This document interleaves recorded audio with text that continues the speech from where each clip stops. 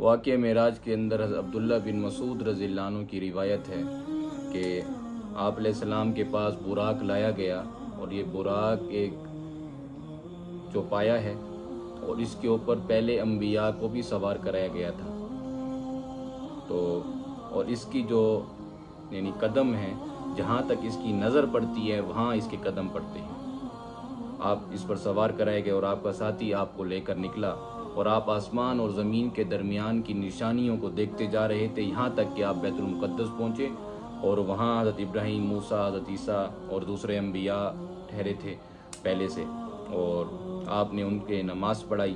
پھر آپ کے پاس 3 برتن لائے گئے، ایک برتن کے اندر دودھ تھا، دوسرے میں شراب اور تیسرے میں پانی۔ تو آپ علیہ السلام نے فرمایا فَسَمِعْتُ قَائِلًا يَقُولُ حِينَ عُرِضَتْ عَلَيَّ إِنْ أَخَذَ الْمَاءَ غَرَقَ وَغَرِقَتْ أُمَّتُهُ وَإِنْ أَخَذَ الْخَمْرَ غَوَى وَغَوَتْ أُمَّتُهُ وَإِنْ أَخَذَ اللَّبَنَ هُدِيَ وَهُدِيَتْ أُمَّتُهُ قَالَ فَأَخَذْتُ إِنَاءَ اللَّبَنِ فَشَرِبْتُ مِنْهُ فَقَالَ لِي جِبْرَائِيلُ عَلَيْهِ السَّلَامُ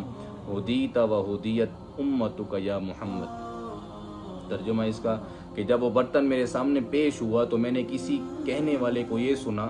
کہ اگر اس نے پانی لیا تو خود بھی ڈوبا اور اس کی امت بھی ڈوبے گی، اور اگر اس نے شراب پی لی تو خود بھی گمراہ ہوا اور اس کی امت بھی گمراہ ہوگی، اور اگر اس نے دودھ پی لیا تو خود بھی راہ راست پا لی اور اس کی امت بھی راہ راست پا گئی۔